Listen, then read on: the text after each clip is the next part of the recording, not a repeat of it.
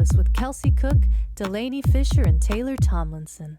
Hey everybody, welcome to another episode of Self-Helpless. I'm Kelsey Cook. I'm Delaney Fisher. And I'm Taylor Tomlinson. And this episode of Self-Helpless is brought to you by Zola. Zola is reinventing the wedding registry and planning process to make the happiest moment in couples' lives even happier. To start your free wedding website and also get $50 off your registry on Zola, go to zola.com/helpless.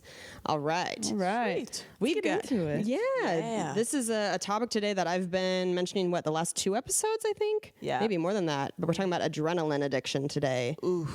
Yes. And we got a lot to say. Absolutely. But we'll get into some segments first. You got a quote, Boo? Oh, sure do. Let me pull it up.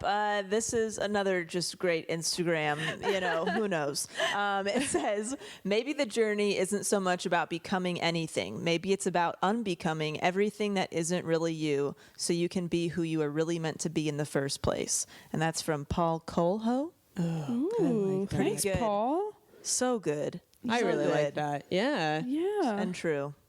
You Yeah. think about just like being a kid versus adult. A lot of shit happens along the way that you have to Yeah. unlearn and yeah. undo to like find peace and Absolutely. happiness. Yeah. I feel like that with still like getting off of the birth control and like rediscovering who I really am. You're like, oh, Yeah. who you been this whole time? Just like dusting off a dirty rock, finding out who I am underneath. So Yeah, that's how therapy is, I feel like. Like, therapy isn't necessarily like, I'm going to become who I am. Eat, pray, love. It's just you going in and going, all right, how do I troubleshoot all this bullshit that I am and that I've accumulated over the years? yeah, seriously. Should we give a shout out to all of our lovely people?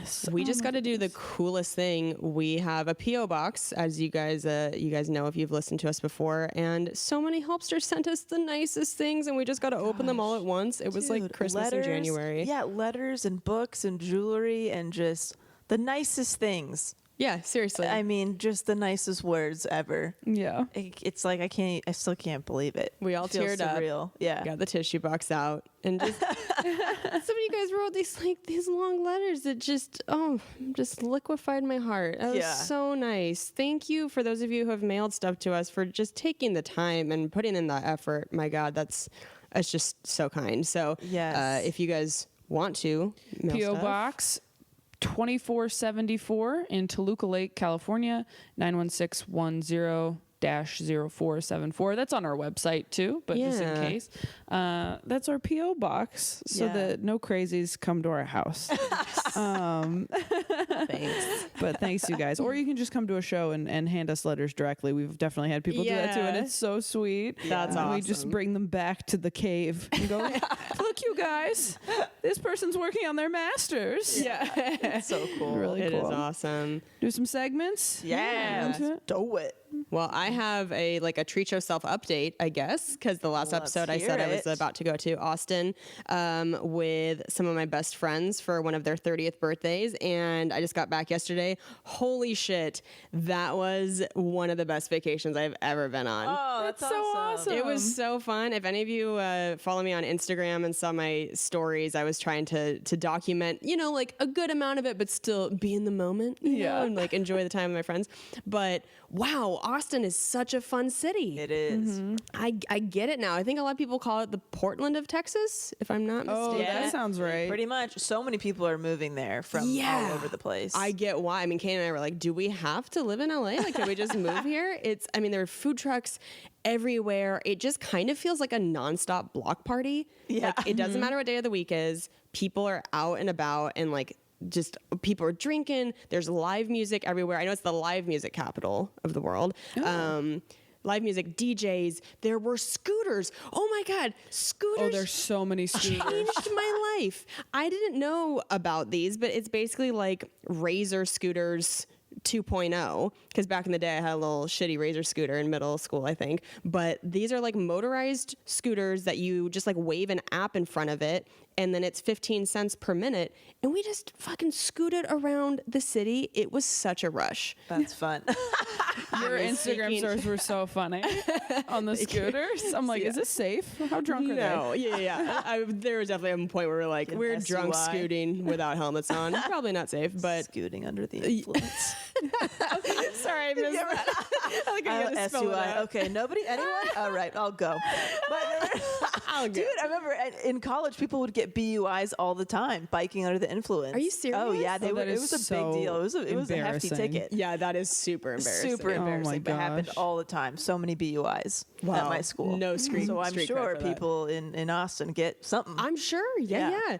I know we got threatened with a fine at one point because we were on the sidewalk, and apparently you're supposed to only be in really? certain lanes. But God, it was such a rush. I cannot explain how much fun I had on Was it these a rush of fucking scooters. adrenaline? It was a rush of adrenaline. But it's just you're just going fast, and you got the wind in your hair, and I was playing music on my phone.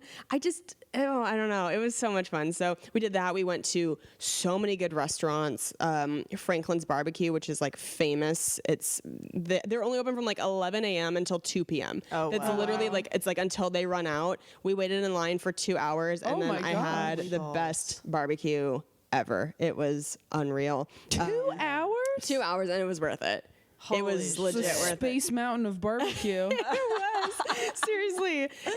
It was amazing. And it was just we did an escape room. That was really fun. How was that? I love escape rooms. Yeah, they're great. I've never done one. I'm Oh. scared. We'll have to do one. they're so It's fun. a blast. There's no reason to be scared because there are ones that are intended to scare you, but there are lots of ones that I do that are just find the buried treasure or Oh, okay, I like that. break into the bank or whatever. I don't want to look for buried treasure. I don't want to look for a key in my calf or something. I just picture Saw. I just They picture have them all- Saw ones. They I have don't like that. Yeah, But I no. won't be doing those. Yeah. No. Yeah. No thanks. And so those, we're talking about adrenaline addiction today. Those were, I think, good outlets and healthy outlets for adrenaline because you do get an adrenaline rush doing an escape room. It's Right. really fun.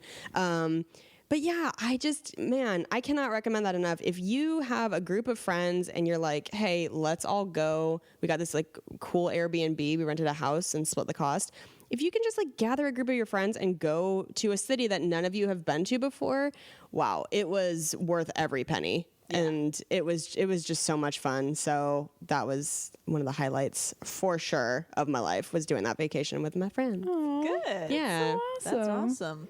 I guess I have a treat yourself / good shit. Yeah. I'm getting a puppy tomorrow. Oh my God, puppy time. So last episode talked about how Maureen didn't get approved by my apartment building, which is shitty, and I'm still going to try to find her a home. And so one of our helpsters actually had a great suggestion of basically paying her adoption fees, which is more incentive for somebody to adopt her. Oh, if that's they really don't- if nice. they don't- So that's something that I'm definitely going to save up for, so I can probably do that for her. And so we, there was a rescue right around the corner from our apartment, and they adopted they rescued a little terrier, female terrier. Didn't know she was pregnant, so she gave birth to 5 puppies while in rescue. Oh my goodness. And so we decided oh shit, why not? I mean, Cam wanted a puppy from the beginning, and I told him the only way I'd get a puppy is if it was from a rescue. And I'm like, don't plan on it. That shit is rare. Yeah. And the day that we found out that we couldn't take Maureen, we looked and there had been puppies posted in the last couple of days. I'm like, oh, that's really weird. Maybe we'll be approved for one of them. And so we applied and we got approved. So you'll be meeting Maverick soon via social media. We're very excited. He's so cute. What a He's good so name freaking too. cute. Well, it's so funny because Cam's always said I'd like to name my daughter Maverick one day, and I'm like, interesting, okay. And then we're getting it down. I'm like, oh, how about Maverick? Doesn't that sound good? So you don't have to name a human that. That sounds really good idea, right? And a puppy can't surf. So that's safe. Yeah, I It think was a happy hockey medium. player when I hear Maverick, it's so intense. Yeah, and I'm That like, is a I'm all nickname. about a cool, unique name, but I just, Maverick Mulford. I don't know about that. So. That is so funny. Yeah, so Maverick our puppy's name will be Mulford. Maverick. Oh my gosh. Also, Maureen, that was killing me a little bit because you guys know I have a weird thing about human names with dogs. I just love was human names on That's dogs. only a human name. So only a human name, Maureen. Yeah. Well, her name would have been Susie. Yeah.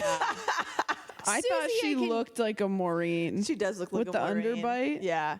Yeah, Kim wanted to name her Susie, but I'm like, damn, she just looks like Maureen. I don't know if I could change it. Maureen, I thought it was really funny. I'm with you. It's weird, but I thought so Maureen weird. was so fucking funny. Dude, we almost named this new dog Drake Gyllenhaal, or like just like no, a human Jake? Jake, or with Okay. Nick Cage. We almost named him Nick. Yeah, so I think No. Maverick is a good No, those are a No. good call. exclusively human names. I like love there's it. I think it's so funny. Susie, I could have gotten behind because that feels there's something about it feels Yeah. a little more playful, a little more Yeah. peppy. But Nick, Yeah, Nick Nicholas? is hard. No, that's worse. No. If you named him like Gyllenhaal, I think you could have done Gyllenhaal, but Jake? Dude, I think She's like, it's come here, so Jake. funny. Yeah. I think it's so funny when dogs have human names like Steven. What are you doing over there, Steve? That is That funny. shit is appropriate. That's from an hysterical to me. Apatow movie. That's not from life. Like that's a bit. exactly. But like, I'm not a fan when it's like, this is my dog,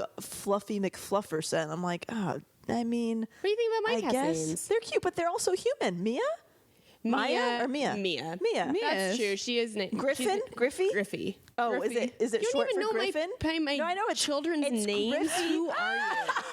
Get out of my house. Griffy, Mia, and Bungaloo. Bungaloo. Yeah, Bungaloo's the only person name. Griffey and Bungaloo, I think, are both. I thought Griffy was short for Griffin. No, from No. baseball guy. That's Ken Griffey Jr. Yeah. Oh, Griffey. Okay, I get it. Oh, look at Mia. Mia just hopped up on Delaney's Mia's lap. a lady name. That is a full lady That human is name. true, but it's I know a girl named Mia. pet-ish. It's not as common. That's why I felt like Maureen was good because it's not Right. as common. I think she thinks her name is Meow because it just sounds like I'm saying meow, like I'm just like talking to her. Anyway, we're recording in my apartment she today, you fucking guys. loves There won't be There are a YouTube lot of of this fluffy particular kitties on episode, this. but Yeah, that's my good. I'm gonna be a dog mom starting tomorrow. We're really excited. Oh, Being all we're so talker into happy for babies. you. Yeah. Yes. Thank you. I have I don't know how to categorize it. I'll say it's partly a good shit. Kyle's dad and stepmom came down to visit us for the weekend, which was really, really nice. They're like such sweet people, and they got us like tea stuff, and like they got us these this like card game called Our Moments for couples, and each one just has like a question on it, Yeah? like to promote like conversation, and it says on it like use it on like road trips and stuff, and I was like, oh, that's awesome. cute. And Oh, they that's a great kind of idea. laughed. Yeah, they gave it to us as like, well, you might think this is dumb, and I was like, I'm all about this. Like, I love this shit right here. Yeah. And they're great. They're great questions. Like, I think the last one I pulled out and asked Kyle was, who was the last person who deeply disappointed you?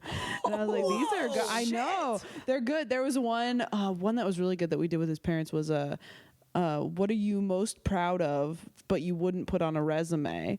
And it was so hard not to make a sex joke in that moment. I was like, don't do it. No, I don't care how cool his parents are. Don't make don't do the innuendo that you could do here. Yeah. Talk about something else. Oh my God. Talk about a personal triumph, you know, that you had clothes on.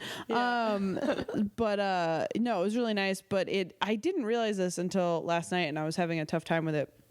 But and maybe it's a lot of different things. Like today's like my biological mom's birthday, and like there's all this different stuff that I'm sure is part of it. But because you know, Kyle and I have been talking, you know, a lot about getting married and like making plans for that and stuff. And it's weird because his, you know, all his parents like know about it and are, you know, very involved, and like his family's just very welcoming.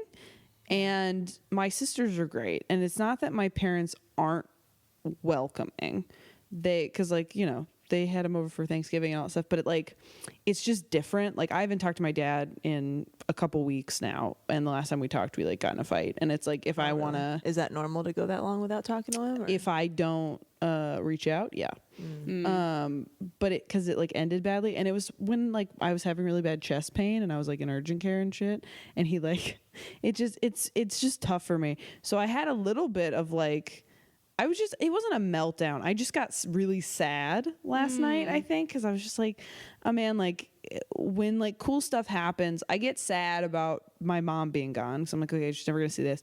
And then also, I just, you know, it's tough because we moved in together and my parents really do not support that.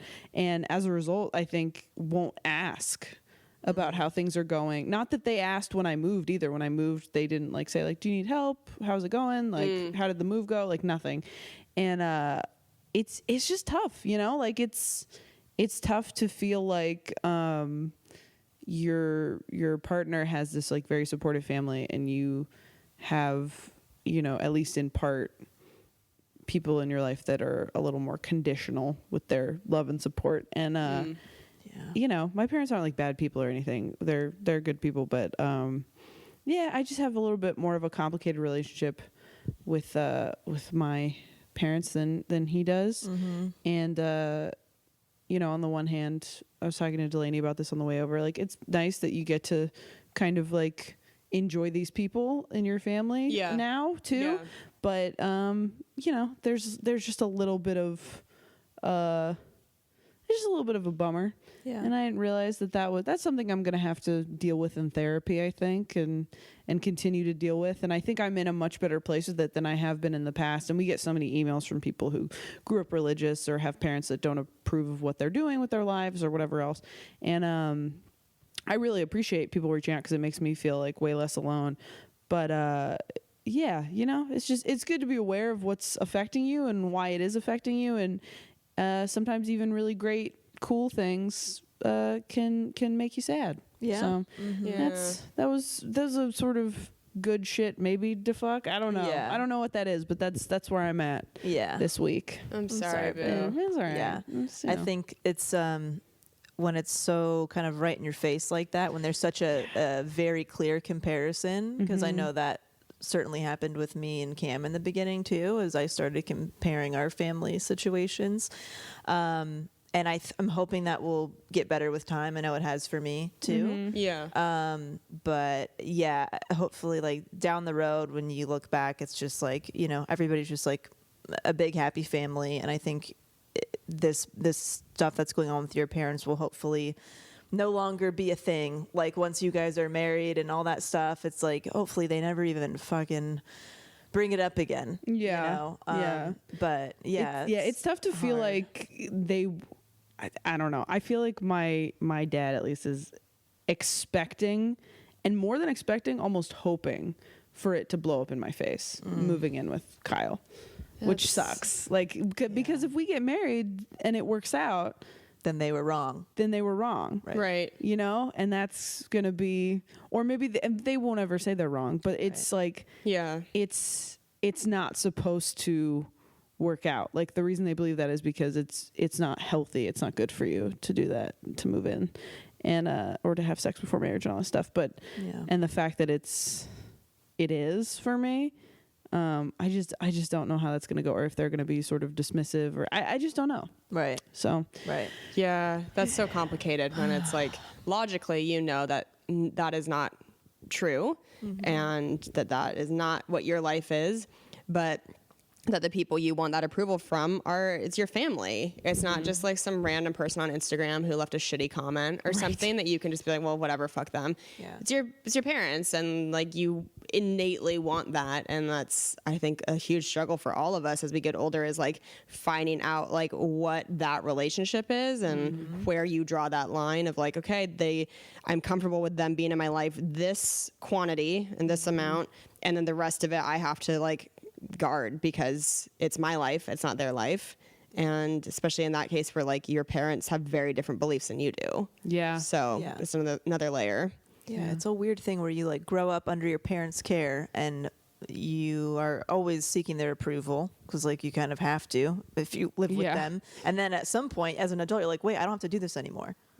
Like I'm my own person now. And it's really weird, again, kind of going back to the quote, to like unlearn everything that you learned by growing up with people. you know? Yeah. Very strange, but Yeah, that's been a big focus in therapy for me the last few weeks, is like unlearning that idea that you have to make them happy. Yeah. Because like that's what was put on me specifically, at least, was like I was responsible for their happiness, and it was kind of like, you know, going back and forth between the two houses with my parents' divorce, and it was like my presence was what was like required to make them feel happy and to be like but now I'm an adult and I don't want to keep like dividing myself up into little pie pieces and like trying to check off everybody's box of like, okay, I saw this person at the holidays. I also saw that person at the holidays. Yeah. Did I not disappoint anybody? It's like, fuck, no wonder holidays can feel so exhausting as an adult, especially like if you come from divorce. It's a lot. So I'm learning more and more to, I don't know, it feels weird to be like selfish, but just to know that like that's not on me to make them happy. Like they are their own people. They can be happy on their own. Exactly. Yeah. You shouldn't be somebody's like purpose. That's a lot of pressure to put on people. Yeah. It's like, you're my purpose for living. That's a lot. Yeah. I remember you talking about that with your mom and you being an only child. And I'm sure that's like a whole unique set of things you've dealt with too. And it's a lot of pressure, and she never even has to say those things, but I feel that pressure where it's like every little thing I do affects her, and I want to make her proud and happy, but it's also not my job. Like you said, Kelsey, it's not my job, and everybody's responsible for their own happiness. Yeah. So, yeah. Sorry, this is a deep segment, but you know, again, all coming from great things. Just it's so nice that you're gonna marry into such a great family, right? And, that it's like it's kind of focusing on the gratefulness aspect, Yeah, because you could be going into a really crazy situation. So true. So it's and my family's not like I have a nice family. Yeah, it's totally. It's just There's specifically, differences. The religious stuff with my parents is mostly what it is. But and I love my family too. They're just not all like a unit the way the Mulfords are. Yeah. I've come to see it as like you make your core family, you make your own family with your partner and stuff. And then like any in-laws and any of that shit, that's just a bonus. Like if you get a few people that you like really hit it off with and are cool, like nice. Didn't have them in my life before. That's great. Yeah. If not, doesn't fucking change my life because I didn't need you before anyway. You know what I mean? So. Right. Yeah. Well, I mean, if you guys are dealing with that, you can always write into us at selfhelplesspodcast@gmail.com and we'll address it on the Patreon. Also, thank you to everybody who's been on the Patreon because we love you. And it's like, again, this whole new way of connecting that we never imagined we would have this many listeners and this many people who felt like our people. So thank you again for that. Again, speaking of weddings, hey-o, this episode of Self-Helpless is brought to you by Zola. Zola is reinventing the wedding registry and planning process to make the happiest moment in couples' lives even happier. Oh my gosh, did you know that was possible? I didn't. Zola is just the easiest way to plan your wedding. So you can join 500,000 couples who have used Zola. That's a lot. And they take the stress out of wedding planning with free wedding websites, your dream wedding registry, affordable, save the dates and invitations, and easy to use planning tools. So you can conveniently manage everything online in one place. There's over 100 beautiful wedding website designs to choose from that fit any couple's style. And I know you're sitting there going, not us, we're special. There's over 100. I think you're in there. Yeah, it's like a Portlandia episode. Yeah. I feel like that. We're like, we want it to be all black and bats flying around. Yeah, it's in there.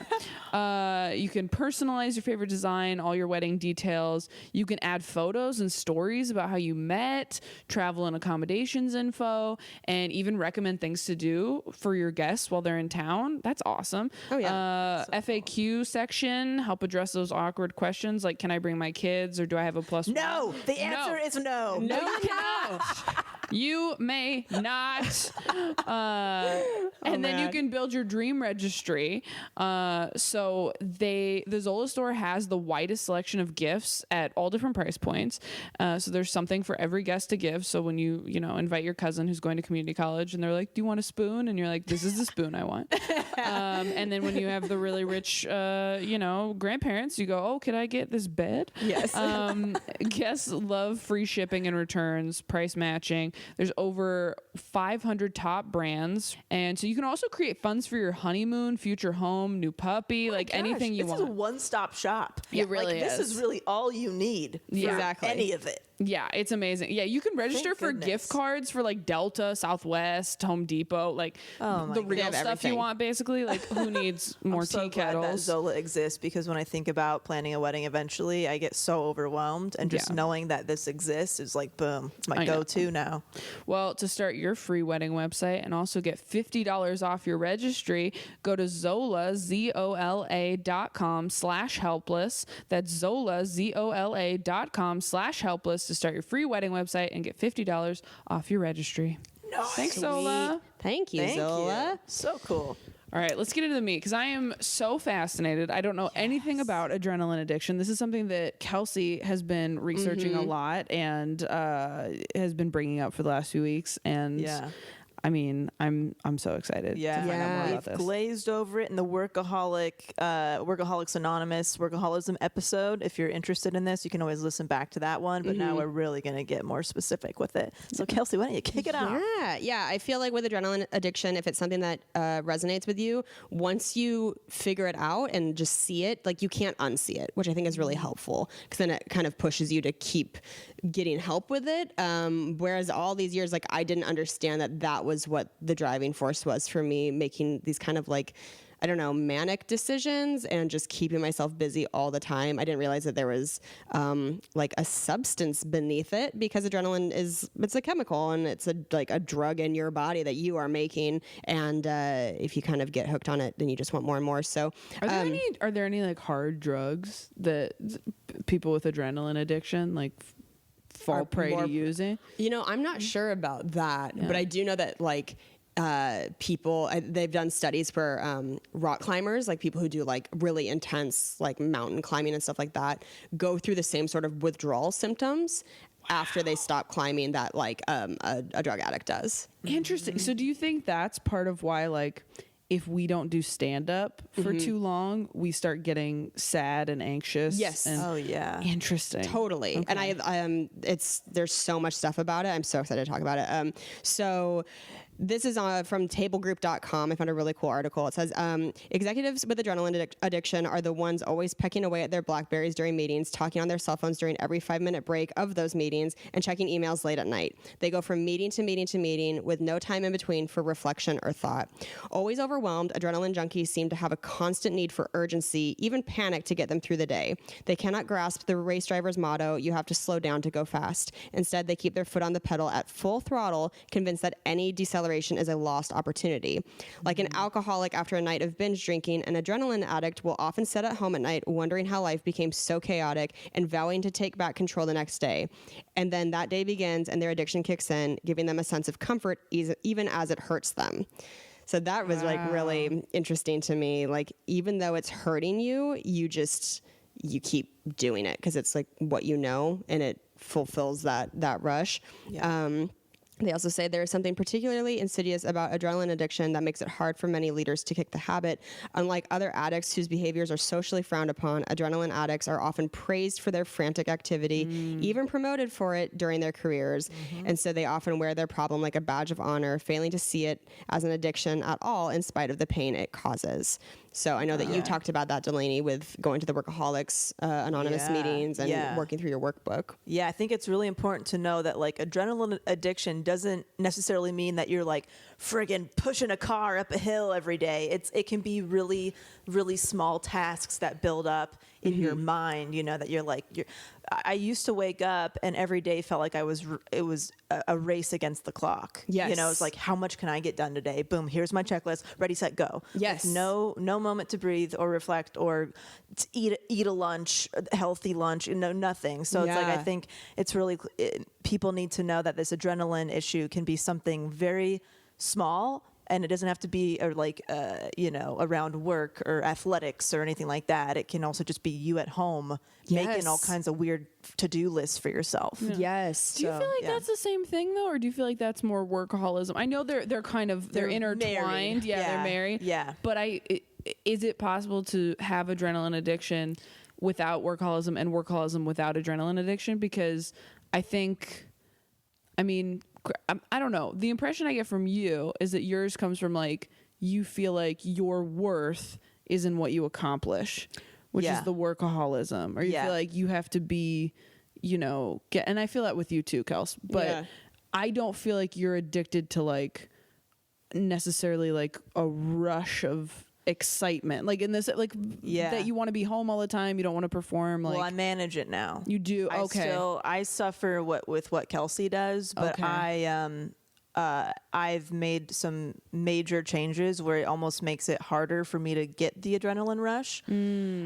So basically, like by definition, workaholism is basically it's a process and a substance addiction. So I don't know if you can be a workaholic without adrenaline addiction because it coincides. So Yeah. the process is okay. overworking or overdoing, and the substance is adrenaline. And then, basically as a workaholic, you're operating on the flight or fight response, leading to like cortisol, norepinephrine, and adrenaline releasing in your body, which can lead to heart attack and diabetes and lowered immune system and gastrointestinal problems, all this stuff. So for me, it's like once I realized what was going on and I could put a name to it, I was like, holy shit, this is definitely what my problem is. Right. Along with some other books and stuff that we had been reading, but that was like a big problem. I remember talking to my mom about it and like, she was like, there's addiction in the family. Like this is an addiction. This sounds, there's she might be an addict in some way, and other people in my family and don't take this lightly, Right. and I'm like, yeah, I guess it makes sense. I've been around addictive behavior and tendencies and stuff, and like we've talked about, this is like a glorified addiction. Yeah. Yes. The harder you work, like the more prestige that you get, Yeah. it's like people really value that. And so Yeah. Kelsey, you had more. I have a ton more, but go ahead back to stuff.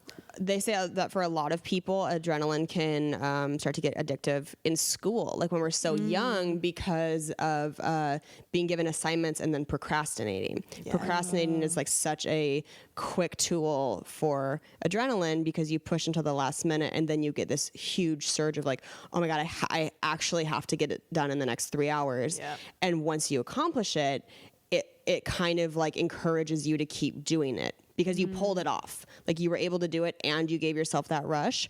So they say that school is like a really easy first place to start to get that. I know for me too, I've been talking about it in therapy, that being in that kind of chaotic environment growing up where I was going back and forth between two households, that was like a little bit of an adrenaline there because there just wasn't a lot of stability. There wasn't like a typical baseline routine. It was like there was something always going on. Right. I always had like a changing schedule. So I have a list from ashwoodrecovery.com. These are activities that can often produce adrenaline. Driving unsafely. I know I mentioned that when I first got a driver's license, I got several speeding tickets because I was just like, oh my God, like I get to just like go fast. And it's, I'm sure a lot of people go through that. So driving unsafely, having sex too quickly, or having unsafe sex, which is also something I have done, where I've had sex like very quickly in relationships, except for my first one. But I haven't had, I don't want to say I've had unsafe sex, but I definitely like jumped the gun on having sex in relationships pretty early on. Extreme sports like rock climbing, motorcycle racing, and skydiving. Those are like the more obvious ones. Lying, gambling, stealing, abusing alcohol or drugs, picking a fight, having an argument, debating controversial issues, and then working after procrastination. So Well, I don't feel like you do any of those shitty ones. Like Thank the you. procrastinating, maybe. Yeah, but procrastinating is a big one. the other ones, I don't feel like you lie. no, I don't Yeah. lie. There have been definitely like times in my relationship with Kane though, where like I'm more prone to picking fights. This is a more like a deeper dive into that particular thing. By causing conflict, instigating arguments, creating drama, and even exploding at other people in anger or frustration, we get an adrenaline kick. Research has shown that the brain gets both a dopamine and adrenaline rush from being right in an argument, which is kind of interesting. You're talking about your family, Tay, and how like your dad is like waiting to be right. Yeah. In situations of high stress, fear, or distress, the hormone and neurotransmitter cortisol floods the brain. When you argue and win, your brain floods with different hormones, adrenaline and dopamine, which makes you feel good, dominant, and even invincible. It's a feeling any of us would want to replicate, so the next time we're in a tense situation, we fight again. We get addicted to being right. No, No, I get that part. I mean, that's everybody. If you're like, oh, that's me, that's all of us. We all like to win. Yeah. I've talked to a friend of mine about that, where like, she's like, I've gotten in fights before, and if like he gets really upset, like my partner, then I feel better. Whoa. Like, which is like, Yeah. but that makes sense. That it's because it's you being right. If they feel bad about what they did, then it's you being like, you're like, okay, I can man. calm down now because Yeah. I get that rush of correctness. Right. And kind of like what you were saying, Tay, with like an adrenaline addiction versus workaholism, and if they're mutually exclusive. I thought this was interesting. It says, while not the most dramatic sign of adrenaline addiction, having a packed schedule and rushing around is perhaps one of the most common signs that adrenaline has become an issue in your life. This is not to say that every businesswoman or soccer dad that runs from morning to night is necessarily an adrenaline junkie. The sign is more in how you handle a busy schedule. Those who are busy by necessity will be grateful for a break when they get a weekend morning to sleep in, or relaxing evening with their loved ones. An adrenaline junkie, in contrast, will continually add more to their schedule or list of responsibilities if things begin to slow down.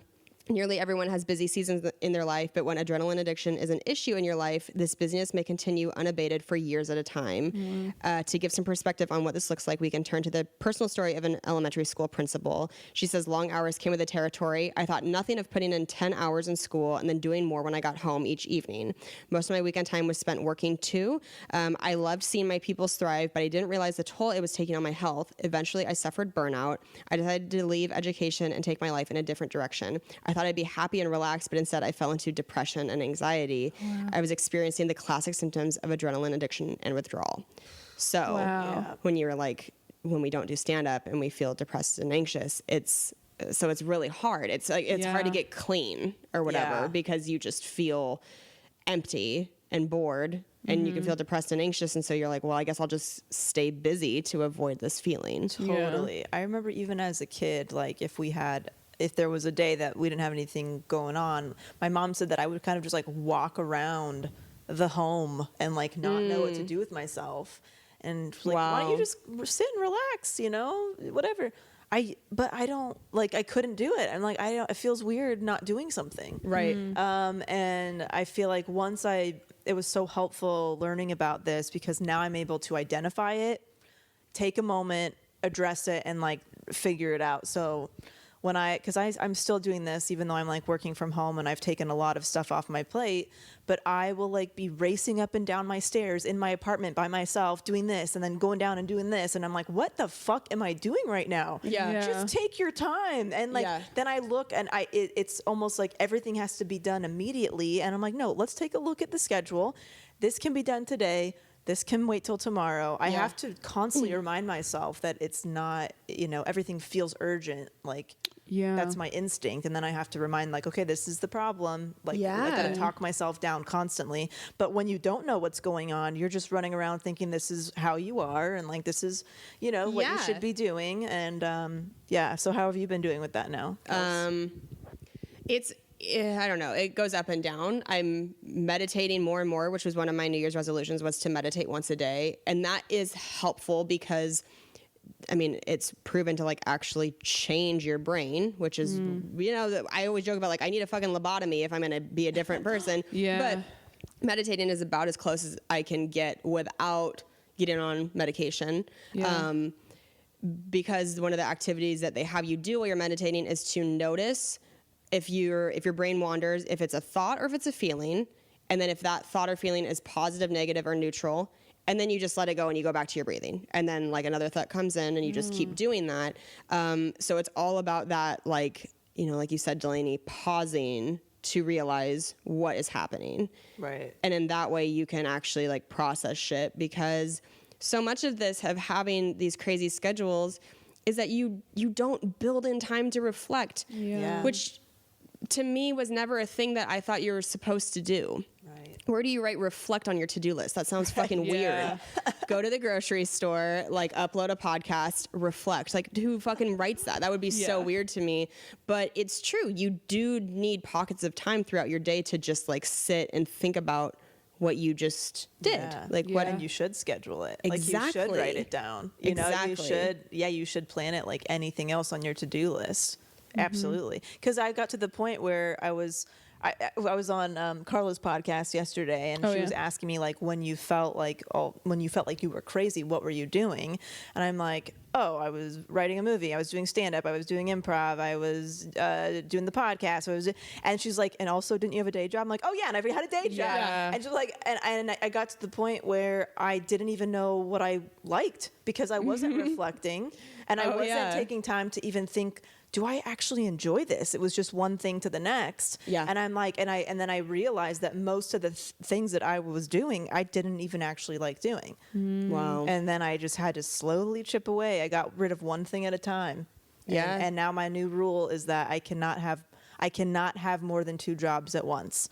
I can have 2 jobs, so I have Dix by Delaney and Self-Helpless, and then if there's another third project that's going to be more temporary, great. But like, if a third job is coming in, I have to figure something else out. Wow. I have to figure out what's going to be my priority, and the other one is going to have to kind of take a back seat. So yeah. It's all about managing it, and it doesn't. It's like any other addiction. You don't read one Alcoholics Anonymous book and then stop going to Alcoholics Anonymous, right? Yeah. Like that is an everyday practice. It's an ongoing thing. Yeah, adrenaline needs to be an everyday practice too, or workaholism is also. Yeah, I think that's the hard part is like it's so easy to let it slip your mind and just get right back into being a chicken with its head cut off running around because you can't like physically see it. You like, you didn't hide the bottle from yourself. It's like, I feel like I almost need to take like a bottle and write like adrenaline on it and like make like a conscious effort of like, okay, you're like avoiding this today or whatever. I do feel like both of you have gotten so much better at slowing down in the last. Yeah. It's almost 2 years now. Has it been 2 years since we all started working together? Yeah. Yeah, it's been 2 years. I mean, Yeah. Even in the last year, I know we talked about it on our resolutions episode, but like, if you look at where we were at, when I look back at those pictures we took at your old apartment, Delaney, on that Christmas that we all started smoking weed. That like, I was just like, oh my gosh, like we were all so burnt out. Delaney was kind of discovering how much she loved being home and like not wanting to perform, but it was like the very beginning of that, and that was only like a year ago. Yeah. Oh, yeah. It's crazy. There were, Yeah. Go ahead, Kelsey. I just say there were times where we would get done recording, especially on days where we would try and do like 3 in one day. Oh my God. Yeah. And I just felt out of my mind. I was like, I just have to go. Like, I have to get out of here because like I can't do anymore. I feel like I'm losing it. Yeah. So you get that crazy like brain fog. I remember not being able, if I wasn't looking at my calendar, I would have no idea where I was supposed to be that day or the next day or the rest of the week. I couldn't remember anything. And I knew it was a big problem when I told you guys that like I had set up a lunch meeting with somebody that was my idea. And it was something that was rather important to me to go get and completely slipped my mind. Oh yeah. And then getting a voicemail like that, he was waiting for me. And I'm like, oh my God, I completely forgot. I would have never thought about this again because I just there's too many thoughts in my brain. And now I feel really good to be able to not have to look at my calendar and be like, I know exactly what I have to do Friday, and it's Tuesday, and it's because I've really tried to clear my schedule and change my scheduling habits, But man, it's tough. It's constant. It's a constant battle. Yeah. I have a list of the different types of adrenaline addicts, which I thought was helpful because I hadn't seen anything like this before. So there are 4. Number 1, the accomplisher. This is the classic type of adrenaline addict, the one who has an almost innate need to stay busy and cross things off a list in order to feel productive. Ooh, who's that? Oh, who that? Who that be, huh? I don't know. I don't think I've ever met that person yet. What's a to-do list? They like to be able to measure daily progress in terms of what they have completed, even at the expense of the bigger, longer-term view. Accomplishers are most susceptible to developing an adrenaline addiction because they are prone to take on more and more work. So that's number 1, the accomplisher. Number 2, the personal deflector. I thought this was really fascinating. This is the type that uses their addiction to keep from assessing themselves and reflecting on their situation. Ooh. They often have problems in their personal lives or no personal life at all, and the last thing they want to do is face up to that. So they convince themselves that they have no time for their personal lives, which sadly only exacerbates the problem and prolongs the pain of dealing with it. Damn. Oh, wow. I feel like you can maybe be all 4 of these types or like a combination of a few. Yeah, or at certain times in your life, you might be more one than the other. Totally. Number 3, the organizational deflector. This type is like the previous one, except that the issue being avoided is trouble within the organization. Oftentimes a CEO, hello, Fire Festival, I believe.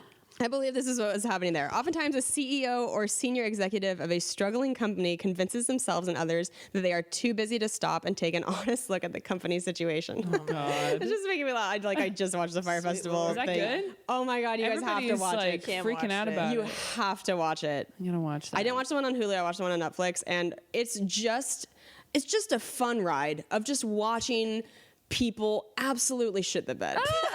It's just fun. It's fun to watch it from the comfort of your own home and be like, Safe and yeah, I didn't do that. Have you guys watched the Ted Bundy documentary? No. I Can't watch can't. that. I can't watch It's it. so good. Oh my God. Is it's great. Like, Can okay, you sleep at night afterward? I can sleep at night Okay. because he's dead. Yeah. Okay. Spoiler alert. But like, it's crazy because I started watching it just as like, all right, I'll probably get bored of this because I feel like I know enough about Ted Bundy. And then I got in there and I was like, I don't know anything. Like, Wow. it's crazy all the shit Oh my that he God. did. When you forget that it's like in like the 70s, so that they kept saying like we didn't have the technology. Like I know it seems now like how did you not get it? But like this didn't was have it. 70 whatever, and it's like oh that makes sense. Like how he got away with like it's crazy though. It's so crazy. Like what a psycho. It's Wow. Oh my gosh, it's so Legit interesting. psycho. Dude, have you guys Yeah. been watching Leah Remini's The Aftermath, Scientology? No, I wanna watch it's that. Freaking phenomenal. Okay, It is HBO? so well done. Okay, I watched it on Hulu, I think, and then Kim put something else on for me. Now I'm watching the third season on something else. I think it might be HBO. I don't know. He sets it up for me, and then I watch it on my God. computer. He is like your hospice care. Like, you live in your own retirement home. You're so old. He's like, okay, for some reason on my computer, like my default keeps going to something called Safe Finder. Have you ever heard of this? And he's What like, did you he's like, do? I literally don't know what you're pushing. Like this makes no sense. I don't know. He's got to change my Google settings. Anyway, it's a great documentary, and I have my own personal connection with the Church of Scientology because my ex-boyfriend was a product of the Church of What? Scientology. Yeah. So we Whoa. can even get into all that. I and didn't know like, that. I see what's happening here with a lot of what was going on. Oh, I'd love to do an with the episode on family Scientology. dynamic. Yeah. Wow, wow, wow. But yeah, it's really fascinating. You guys should watch it. It's really incredible. I think everybody should know about what's going on with this organization. I think it's Totally. valuable information to know. yeah. We should do an episode on just like meditation and stuff too coming up. Yeah. When Yeah. we had Gad Elmaleh on, I think we named that episode meditation, but we could rename it and do an actual one devoted to it. But he talked about the power of meditation, and Yeah. I thought that was super helpful. Yeah. So anyway, continuing about the organizational deflector, as the company spirals, the adrenaline addict only works harder, trying to be convinced that the problem can be solved by working more hours at breakneck speed. They will do anything to avoid confronting the real problems, which are often more fundamental and require real change. It's so funny to read that after watching Fire Festival. If you guys watch it, like that's exactly what happened. And then number 4, the dramatist. Some adrenaline addicts get a degree of satisfaction from their addiction because it gives them an opportunity to draw attention to themselves and their plight. They will repeatedly complain about their overwhelming situation, seemingly in search of admiration or pity from anyone who will listen. Yeah. Interesting. I feel like you guys are definitely accomplishers. I'm definitely the accomplisher, Yep, and I think sure. it started by deflecting. Yes. I think it's a 1 and a 2. Yeah, a little I think bit. it could be a combo because if I'm, you guys have mentioned like you're surprised like if I don't call you when I'm upset about something. Yeah. Yeah, which it's so weird because this is probably part of this addiction is like my first thought is like, okay, how can I fix my problem? Let's get into that first, okay. right? And so my first thought isn't, oh, I'm going to call somebody because I'm upset and I want to talk about it. Because I'm like, well, that might take an hour of my time when I really want to just get down I to do that. fixing the problem. I do and then I that. can tell them after, oh, what a crazy day. It's resolved now, but this is what happened. I see. But I don't ever do it in the moment because for me, it's like I want to solve the problem by doing something. Instead of I just get that. being and like sitting in, I feel like talking to someone is doing something. but not in my addict brain. You know what I mean? Really? In my head, it's like, well, we can talk about this later, but what are you going to do about it? Let me fix it. Venting you know? doesn't do anything for you, like venting to somebody. Not if I feel like I'm on a time crunch about something, which is every Okay. day. I get that. I Right? totally been there. I also like I don't want this to sound braggy, but like I have a lot of amazing friends, and sometimes I like look at who I would talk to, and I'm like, I just feel overwhelmed at the thought of talking to anybody because I feel like if I tell this person, then I'm gonna have to tell that person, and then I'm gonna have to tell that person, and I'm gonna tell that person, and then it's just like another to-do list. So I'm like, nope, I guess I'm just gonna deal with it on my own. Yeah. So I've been there before for sure. Right. I wanted to talk a little bit about like the treatment for overcoming this addiction. It says, like any other addiction, the first step is to acknowledge the problem and then declare a desire to eliminate it. The second step, which has been really important for me, I know, is for them to let their peers and subordinates know that they are trying to kick the habit, because many of these people have become enablers over the years and have learned to play to the person's addiction. Those people must be given explicit permission to stop enabling the behavior. Oh yeah. Let me know. I'm your subordinate. Yeah, like I'll keep you guys in check. it is helpful though, right? Like once we're all in the know about like what we're all working on, it's like, are you sure you should be doing that? Oh, yeah, And you take a We moment. do keep each you other know? in check. I know we've helped you a lot, Tay, with Oh like my certain God, yeah. travel things. You're just like, somebody tell me I can cancel this, and we're like, yes, definitely cancel that. Right. Oh my God, that's so helpful. Yeah, I usually text you guys, or I talk to Kyle, or I talk to Dustin about it, where I'm just like, is this worth it? And then it's helpful to have a group of people who know exactly how much I travel, how busy I am, and go like, no, don't do that. It's Yes. not worth it. You know what I Yeah, mean? Exactly. Yeah. Well, I told one of the first people I told was my best friend Melissa. I was like, I think I realized that I have an addiction. Like it goes beyond just like accomplishing things, and like, I think it's a real problem. And once I told her, she's always been like, are you sure you can come to this? You don't have to. Like she's very aware, and it's like, and I can be honest, like I could probably come to this thing tonight, but like I'm just I overbooked myself again, and I have to take something off my plate. Like it's nice to be able not to come up with like excuses as to why you can't do shit anymore, because the people that you love and care about you know what you're doing, like what you're working on, and it's okay. Yeah. It's enough to just be like, hey, I just don't have the energy to. Yeah. You don't have to be like, oh, I forgot I made an appointment and the doctor's at 9 p.m. Like, you can just be like, hey, I just can't. I think I mentioned this on the podcast before, but I think Beth Stelling said that on, I think it was Ron Funch's podcast, which is very good. It's called Getting Better. And I think she said, like, I realized at one point, like, I don't owe anybody an explanation for canceling shows specifically. Like, you can just say, I can't make it. And that was so freeing to me. Yeah, I love that. Yeah, just because I always thought, like, hey, man, like, I have a flight early in the morning. And it's like, even if you do have a great excuse, it doesn't matter. Yeah. The point is you're not coming. Yeah. So just communicate that. Say you're sorry. Yeah. Apologize for the late notice if it's late notice. But like, you don't have to write a fucking essay about what a dickhead you feel like for canceling. Like, it's just not necessary. And it's that pressure we put on ourselves to like keep everybody happy and liking us. I think as women too, there's another layer of that. I don't see that a ton with dudes. When I've had like somebody cancel on me, if it's some sort of work related thing, it's just like, hey, like, can't do it.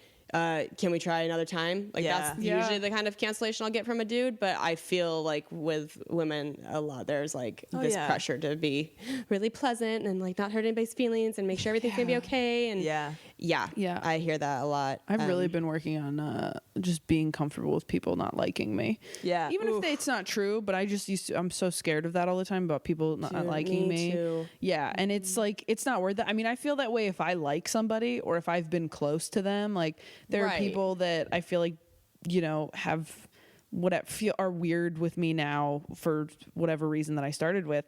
And that still bothers me.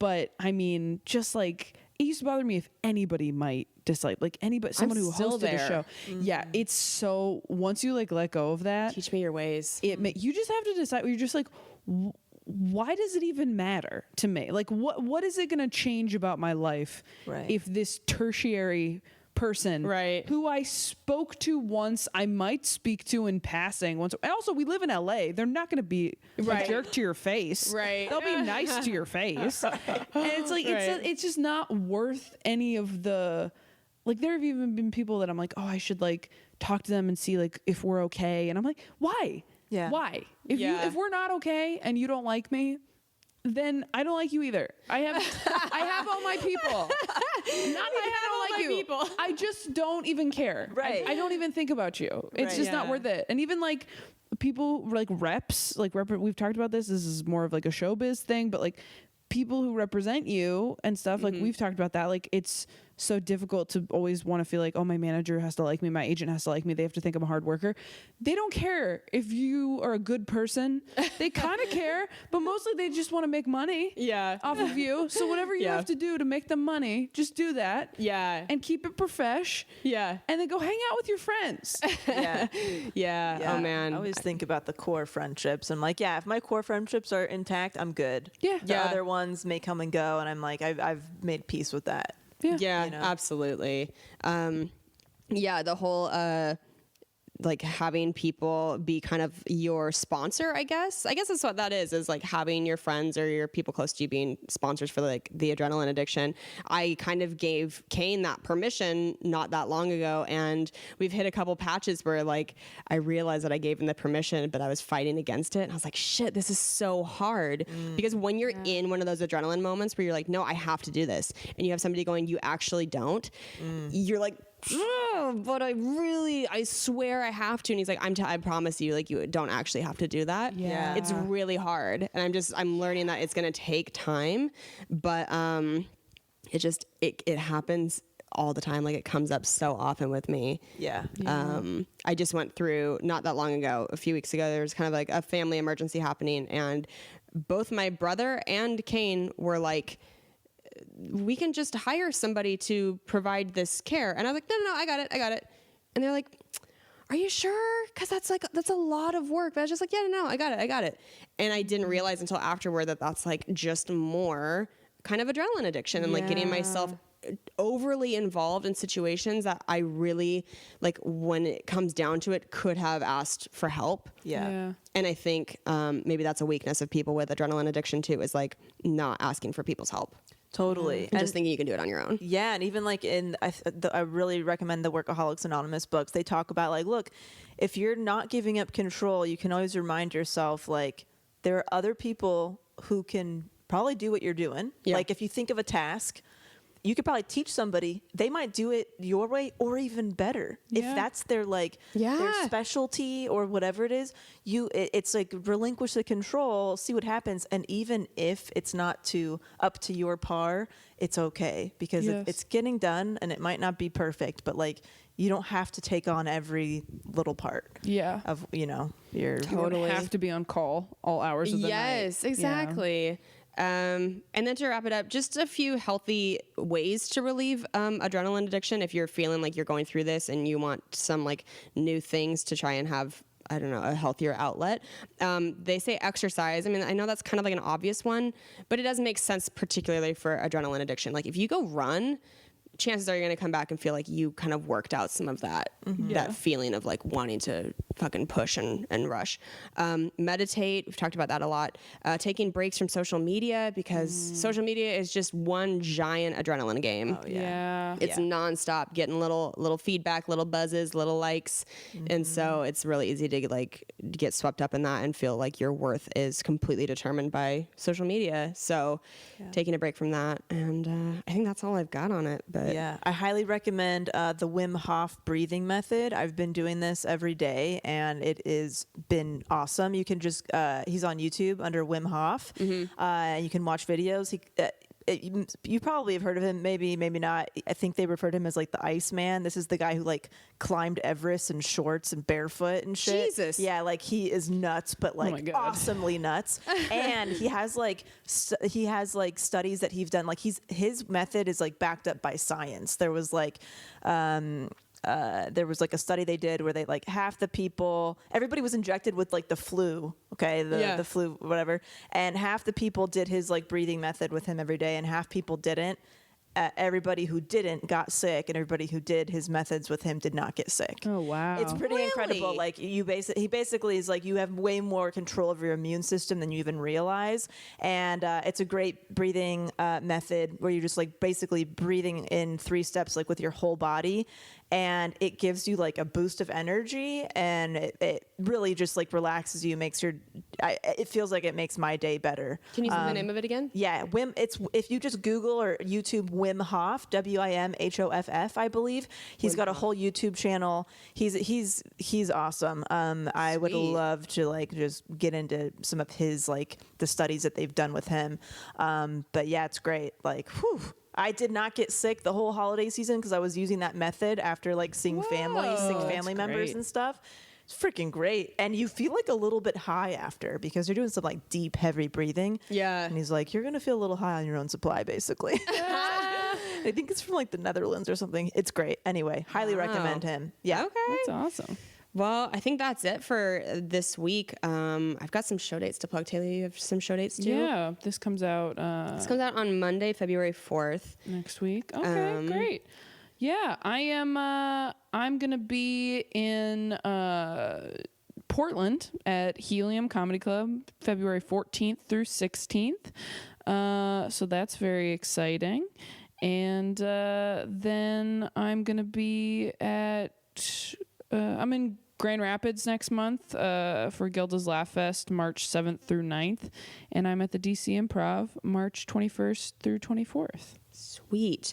I'll be headlining at the Parlor in Bellevue, Washington on Thursday the 7th, so Thursday of this week. And then the following weekend is when both Taylor and I are going to be in the Pacific Northwest. So I know we have some people on our Facebook group messaging that they're going to go to our shows, which is so fun. So nice. I will be headlining, I believe it's the Washington Performing Arts Center in Olympia on Thursday the 14th. And then I'll be headlining the Comedy Underground in downtown Seattle, February 15th through the 17th. And that's when Kane will be featuring for me. So go to kelseycook.com for tickets and other tour dates. Oh yeah, ttomcomedy.com for tour dates and all that stuff. DicksByDelaney.com for dick mugs, DelaneyFisher.com for Love at First Cousin comedy special, and follow me on Instagram to see pictures of my new puppy. Yay! Oh my gosh, I'm so excited. All right, we'll talk to you guys next week. Bye. Love you. Bye. You guys, we love you so much. Thank you for supporting Self-Helpless. You can follow us on social media, on Instagram and Facebook at Self-Helpless Podcast. And you can visit selfhelplesspodcast.com for all things Self-Helpless. Learn about Patreon and how to sign up. Our merch is there, information about our Facebook group and how to join. All the episodes you can listen to are on there, a little bit about the show. Our individual sites are linked there, and our contact information, email, and P.O. box if you want to send us some love letters. And you can follow us individually as well. I am at Delaney Fisher on Instagram, Facebook, and Twitter, and DelaneyFisher.com, where you can watch my docu-comedy special, Love at First Cousin, for free. And then DicksByDelaney.com if you want to buy some dick mugs. Sweet. I'm at Kelsey Cook Comedy on Instagram, at Kelsey Cook on Twitter, kelseycook.com for all tour dates and merch. And my album, Savor It, is still available to buy on iTunes, and you can watch Wrists of Fury, my foosball web series that has an episode with Taylor and Delaney on the All Things Comedy YouTube channel. And I am at Taylor Tomlinson on Twitter and Instagram, and ttomcomedy.com for my Netflix special and all live tour dates. Sweet. We love you guys So much. Yeah. Bye. Bye-bye.